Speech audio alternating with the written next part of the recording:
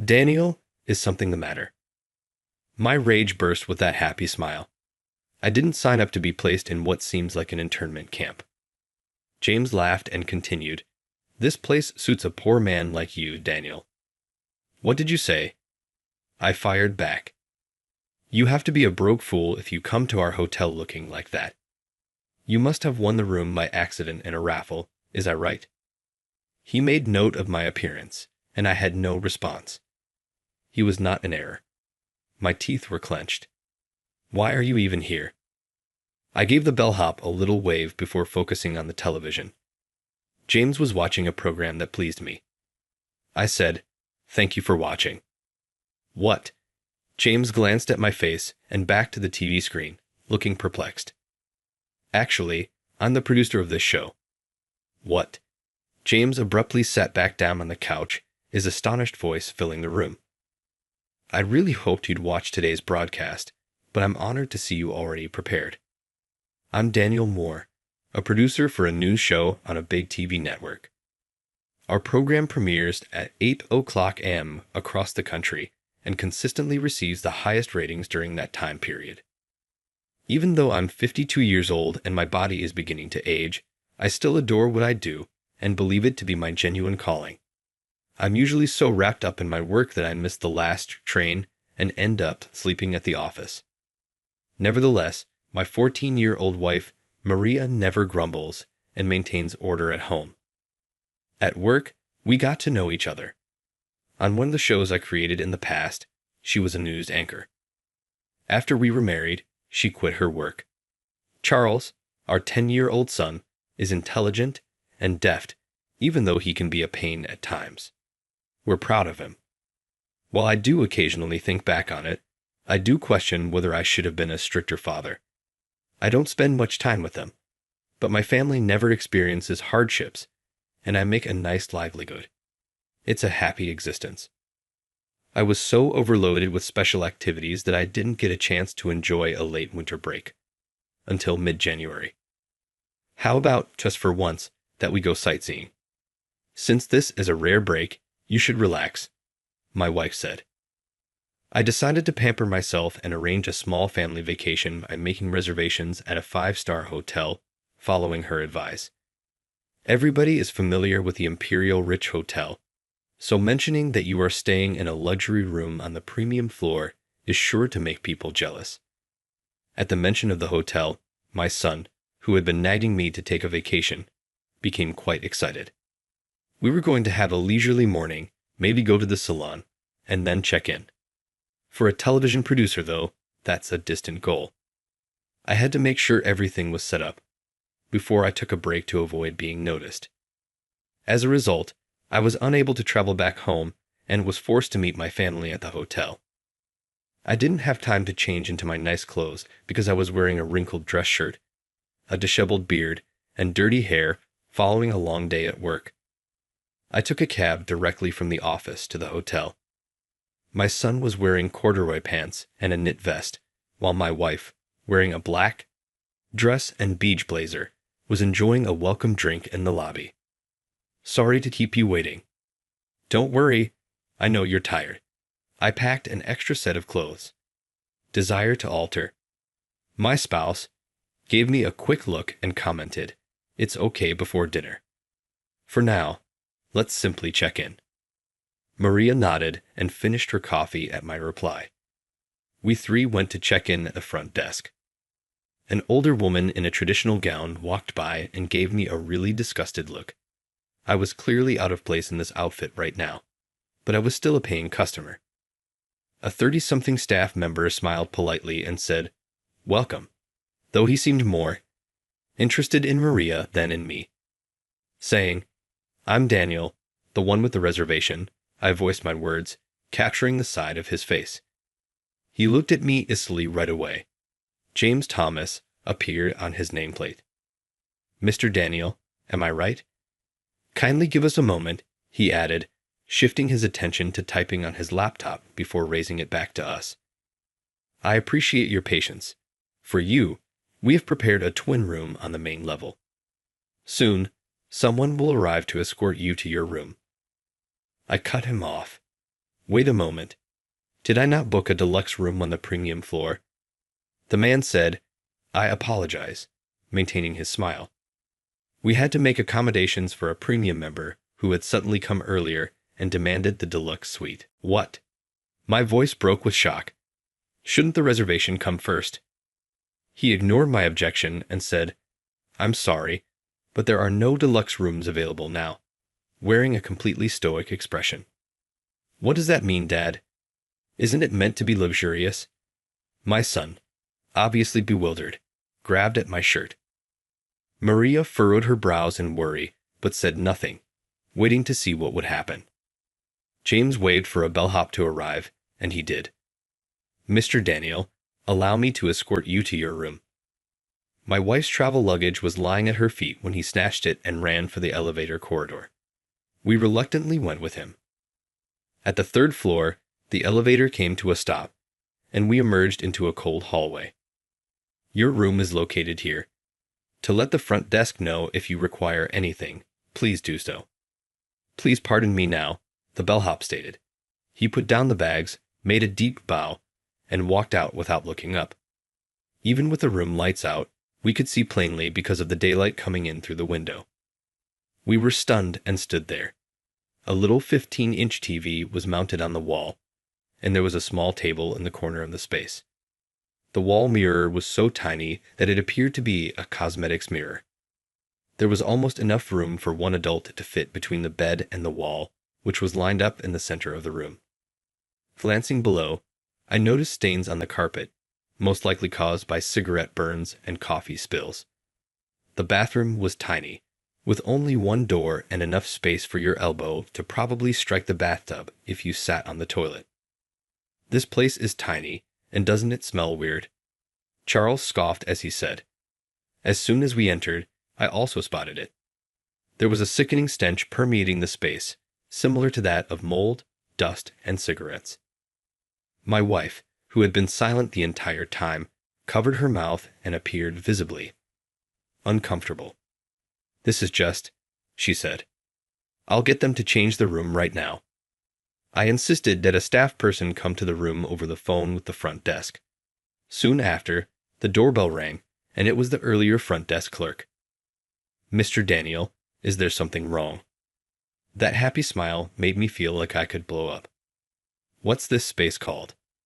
I had a premium room reserved. My wife tugged at my sleeve. Calm down, dear, but once my feelings erupted, I was powerless to control them. I didn't reserve this space to wind up in a prison camp. A poor man like you, Mr. Daniel, is well suited for this room. James laughed and snickered. What were you saying? With wide, innocent eyes, my youngster queried in confusion. Are we poor? Only a simple-minded, impoverished individual would arrive at our motel attired in such manner. Did you not want to enter a random drawing to win a free stay? When he brought up my appearance, I had no defense. He was not incorrect. I gritted my teeth, in remorse and annoyance. My wife inquired abruptly, will we get the same food as the other guests? Yes, we'll prepare the same meals. Fantastic. We're having a feast tonight, Charles. Awesome. Children are so simple-minded that, once they fall asleep, it doesn't matter what room they are in. It's okay, we can always return at a later date, my spouse said in a kind and understanding manner. We'll charge you the rate for the twin-room plan, said James. Obviously. Now exit. I murmured, pushing James a little against my chest. With a sigh, he exited the room. We're never coming back to this dump of a hotel. I barked at the door James was leaving through, and I yelled after him. Maria gave a cunning little laugh. A month later, I was back at the Imperial Rich Hotel, looking just like I had on that day, a mess from working the night shift. I had been in the office for the past 2 days getting ready for the broadcast today. As I glanced around the front desk during the hectic checkout period, I couldn't find James among the staff members who were racing to serve visitors. Is James Thomas, the front desk clerk, here? I questioned a bellboy. He looked a little bewildered and said, James just finished his shift and is in the staff room. In response, take me to him. What is your business with him? I'd say it's a matter that could determine this hotel's fate. I spoke in a way that was mysterious, enough to turn the bellboy's face white. He led me down a hallway in the back of the room that was marked Staff Only, saying, "Right, this way." James was watching TV while comfortably perched on a sofa wearing a casual suit. "Hey, how's it going?" He glanced in my direction and spoke languidly, but then did a quick double take. "What are you doing here?" I waved the bellhop off, then shifted my attention to the television. I felt content when I saw the show James was viewing. I said, "Thank you for watching." Confused, James flicked his gaze between my face and the TV screen. "Actually, I'm the producer of this show." He sat up upright on the couch and said, "Who air?" in a startled tone. "I came by to make sure you caught today's broadcast, but I'm honored to see you are already prepared," I said, forcing an attempt at a decent grin despite my disheveled appearance. "What is going on? Please keep watching." One by one, the headlines from the previous day were covered by the live news program. The sports portion came next, and then there was a special program that looks into local concerns based on suggestions from viewers. Here it comes. Today, we're exposing the shocking practices of luxury hotels that don't treat their guests like guests. Even though the surrounding area was blurry and the hotel's sign was hidden, anyone familiar with the region would be able to identify that this footage was of the Imperial Rich Hotel. James became pallid as the video clip started.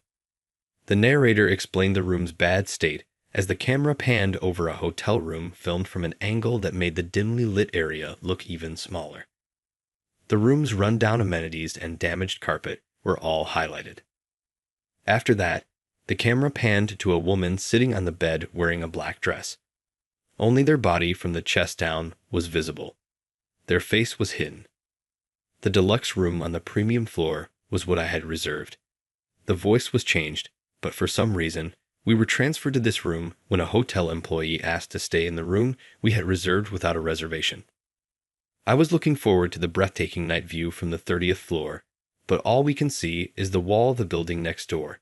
A small boy's voice interrupted. "There are just 2 beds, but my son, my husband, and I are the 3 of us. For the first time in a long time, my kid and I had to fit in together last night. How on earth is it possible that the bed in a 5-star hotel is smaller than ours at home? Amazing. It's a good thing we packed extra towels and toiletries because the motel didn't have much of anything. 2 spiders emerged from the vent as I was showering. It was really revolting." The front desk agent's statement that a poor man like you belongs in this room was the most startling element. After the section ended, the studio was once again displayed on the screen. The front desk clerk's attitude, the condition of the room, and the hotel's handling of the situation were all criticized by the anchor and analysts when they started to speak. Our inquiry showed that the family's room is typically unoccupied and that this level is undergoing renovations at the moment. The anchor clarified that the hotel is currently carrying out a thorough investigation into the situation and that we will keep looking for the truth. I turned off the TV after the segment. "Did you find it enjoyable?" I inquired.